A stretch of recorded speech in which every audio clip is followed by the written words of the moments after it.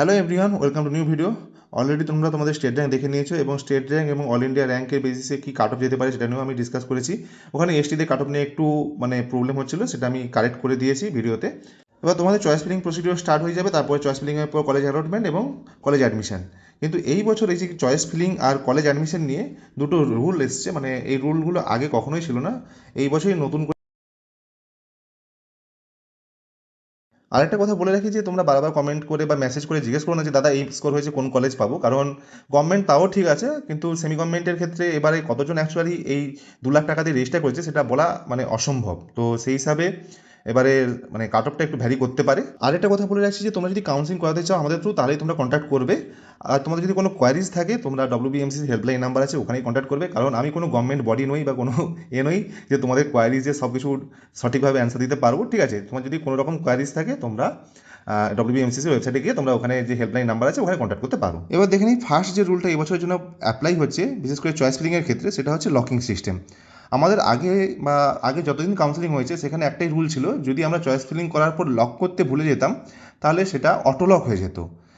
তুমি যদি choice filling করলে হয়তো ভুলে গেলে, টাইমিং অনুযায়ী ভুলে গেলে যে চয়েস লক করতে, তো সেটা অটোমেটিক লক হয়ে যেত, ওটা সাবমিট হয়ে যেত।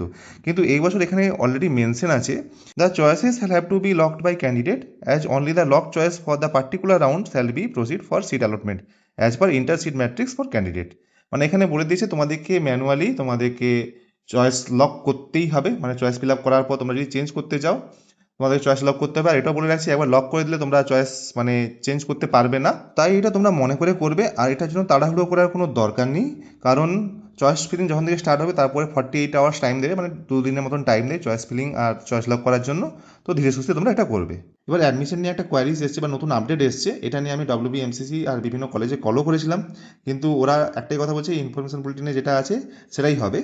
অ্যাকচুয়ালি এটা আছে যে আমাদের অ্যাডমিশনের সময় মেনলি গভর্নমেন্টের ক্ষেত্রে যখন আমরা অ্যাডমিশন নিই সেক্ষেত্রে আমাদের একটা অ্যাডমিশন ফিস দিতে হয় 1000 রুপিস, ফার্স্ট সেমিস্টার ফিস দিতে হয় 4500 রুপিস, আর হচ্ছে একটা সিকিউরিটি ডিপোজিট দিতে হয় 1000 রুপিসে, ওভারঅল 6,500 মোটামুটি দিতে হয় আমাদেরকে। প্লাস এক্সট্রা হচ্ছে স্পোর্টস কালচারের জন্য যা দিতে হয় সেটা কলেজ ওয়াইজ ভ্যারি করে।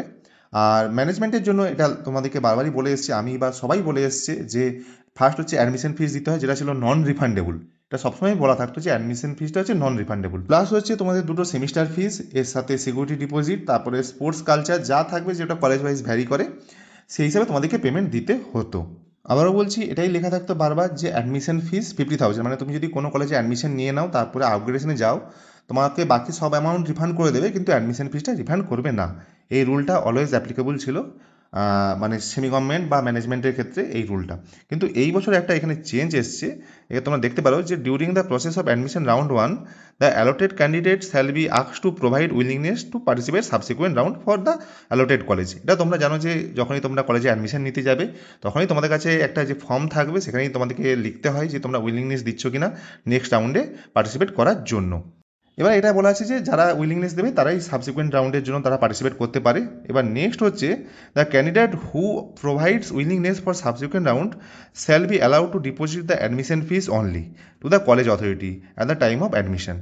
এখানে বলছে যে তোমরা যদি উইলিংনেস দাও তাহলে তোমরা অনলি অ্যাডমিশন ফিসটাই দিতে হবে, তোমাদেরকে আর কিছু অ্যামাউন্ট দিতে হবে না, সিকিউরিটি ডিপোজিট আর সেমিস্টার ফিস দিতে হবে না, যেটা আগে কখনো রুল ছিল না।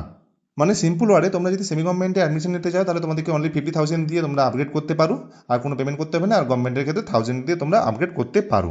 এরপরেও দেখো লেখা আছে, in the subsequent rounds if the candidate is upgraded the admission fees shall be hand over to the concern candidate by the college authorities so that the candidate can further submit the admission fees in the fresh allotted college. তোমাদেরকে এখানে বলছে যে তোমাদের যে admission ফিসটা নেওয়া হয়েছিল সেটা refund করে দেওয়া হবে। আমি এটা ক্লিয়ারলি বলছি, আমাদের গভর্নমেন্ট কলেজে এটা অ্যাপ্লিকেবল ছিল যে অলরেডি তুমি যদি আপগ্রেড হয় তোমাকে ফুল অ্যামাউন্টটা রিফান্ড করে দেওয়া হবে, তুমি আমার নতুন কলেজে যে অ্যাডমিশন নেবে। কিন্তু প্রাইভেটের ক্ষেত্রে এই যে 50,000-এর ব্যাপারটা ছিল, এটা নন।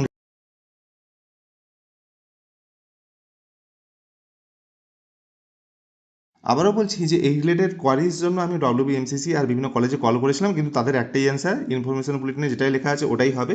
তো তোমরা ধরে রাখতে পারো এটাই হবে। এবার তোমাদের যদি কোয়ারিজ থাকে তোমরা যে কলেজে অ্যাডমিশন নিতে চাও সেই কলেজে আবার কল করে কনফার্ম হয়ে নিতে পারো।